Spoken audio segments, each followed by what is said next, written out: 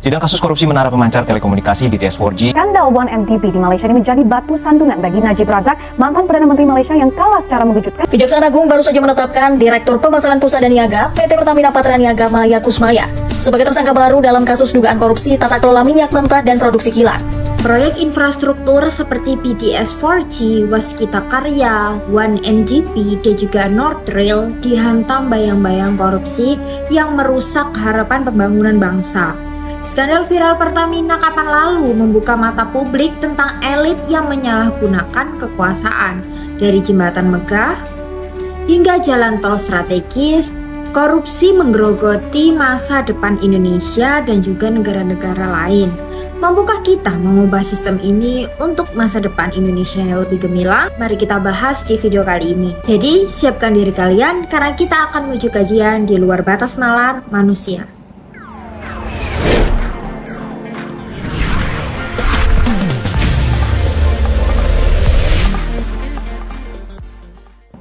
Kita masuk ke chapter 1, yaitu bayang-bayang korupsi.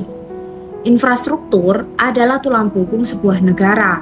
Jalan yang menghubungkan kota, jembatan, kemudian gedung-gedung megah yang menjulang tinggi, itu merupakan simbol kemajuan dan juga harapan. Namun, di balik proyek-proyek besar ini ada bayang-bayang gelap yang mengintai. Suap, korupsi, dan juga nepotisme itu telah menggerogoti fondasi pembangunan.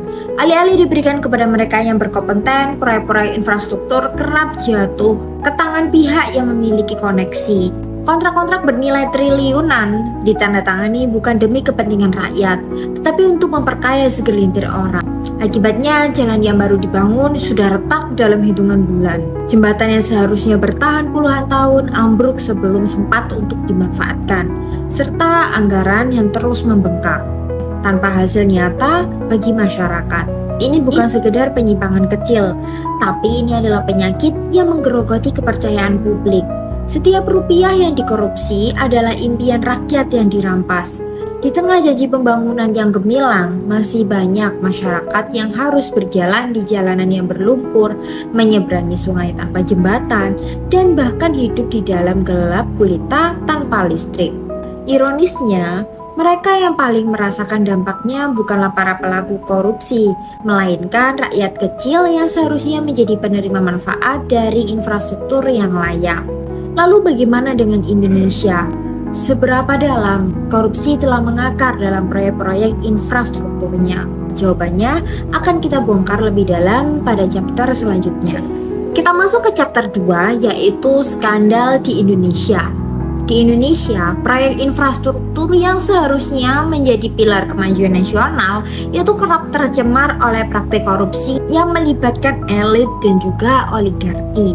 Salah satu kasus yang memicu keprihatinan publik adalah dugaan korupsi dalam proyek pengadaan BTS 4G. Nah, menurut beberapa laporan media nasional, ada indikasi bahwa proses tender ini itu dan juga pengadaan peralatan untuk jaringan telekomunikasi ini tidak berjalan secara transparan. Meskipun pihak berwenang itu telah melakukan penyelidikan awal, tapi data resmi mengenai besaran kerugian negara itu masih dalam proses verifikasi. Namun, sejumlah analisis itu menyebutkan bahwa potensi kerugian mencapai miliaran rupiah. Praktek politik uang dan juga hubungan yang tidak sehat antara pejabat dengan pihak swasta itu telah diduga memainkan peran penting sehingga menghambat terwujudnya sistem yang adil dan juga akuntabel. Kasus ini telah memicu kecaman dari masyarakat dan juga menimbulkan pertanyaan mendalam tentang sistem pembangunan nasional. Kita masuk ke kasus korupsi negara tetangga kita, Malaysia, yang akan kita bahas di chapter 3, Malaysia dan 1MDB. Jaringan korupsi global. Siapa yang mengira bahwa di negara Malaysia bakalan ada skandal luar biasa, yaitu skandal 1MDB yang telah menjadi simbol global dari penyimpangan korupsi yang merusak kepercayaan publik.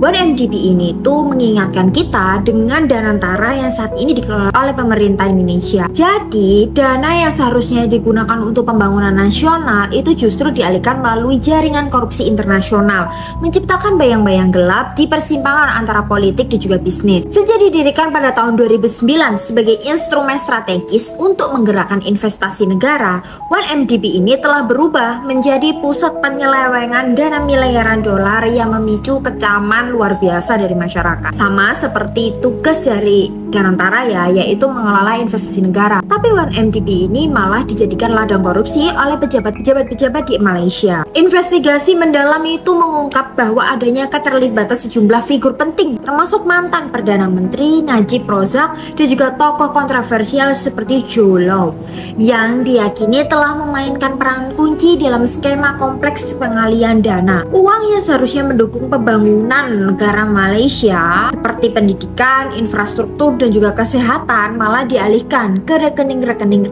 rahasia dan juga perusahaan cangkang. Transaksi-transaksi penuh curigakan yang melibatkan bank-bank ternama di Amerika Serikat, Swiss, dan juga Singapura semakin menegaskan betapa dalam dan juga meluasnya jaringan korupsi ini. Mekanisme pencucian uang melalui lelang seni, properti mewah, dan juga investasi spekulatif menjadi bukti nyata bagaimana dana publik telah diubah menjadi alat untuk memperkaya segelintir elit yang berkuasa. Praktik ini tuh tidak hanya mengguncang sistem keuangan internasional, tetapi juga menodai reputasi lembaga-lembaga pemerintah yang seharusnya menjunjung integritas dan juga akuntabilitas.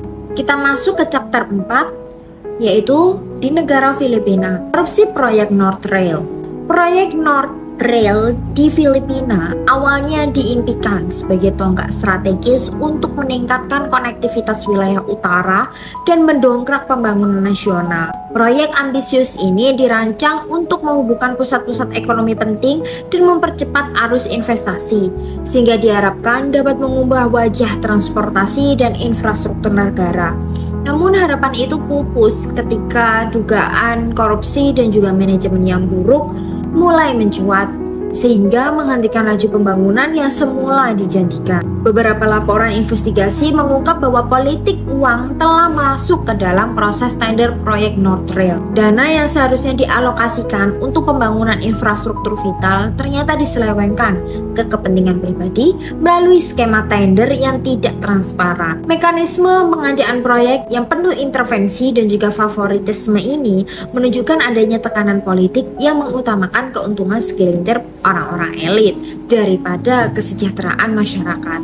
Dan anggaran yang telah disiapkan pun tidak terrealisasi dengan semestinya, sehingga mekanisme pengadaan proyek yang penuh intervensi dan juga favoritisme menunjukkan adanya tekanan politik yang mengutamakan keuntungan segelintir elit daripada kesejahteraan masyarakat Filipina itu sendiri. Lebih kontroversial lagi, penyelidikan awal oleh lembaga pengawas mengindikasi bahwa adanya keterlibatan pejabat tinggi yang diduga telah mengabaikan integritas dalam proses pengambilan keputusan. Kebijakan yang didasari oleh politik uang dan juga gratifikasi inilah yang menghambat laju pembangunan dan menodai citra pemerintah. Kita masuk ke chapter 5, dampak dan juga reaksi publik.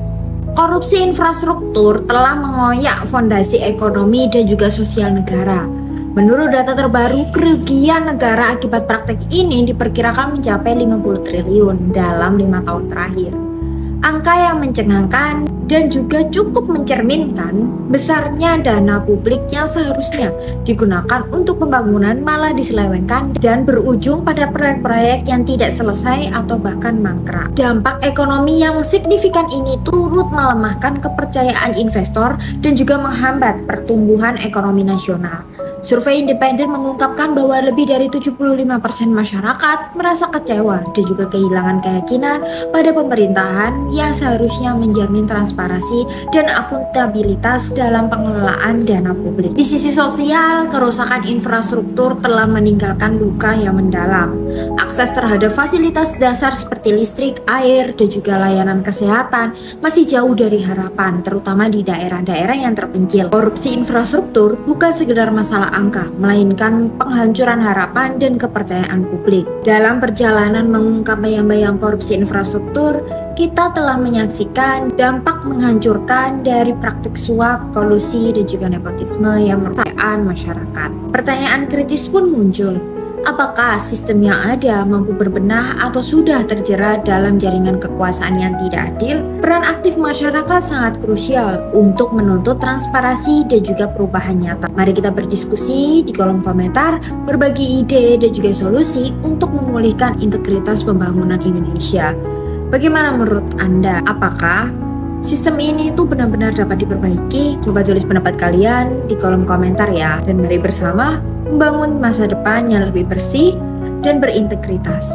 Mari kita refleksikan bersama dampak menyakitkan korupsi terhadap pembangunan dan juga keadilan sosial. Anyway, terima kasih telah menonton video kali ini. Jangan lupa like, comment, share, dan juga subscribe agar kalian semua tidak ketinggalan informasi menarik lainnya. By the way, jika kalian ingin mengetahui tentang Outlook infrastruktur Indonesia di tahun ini, kalian bisa download Outlook-nya secara gratis di description box ya. Itu, see you in the next video dan salam perkasa.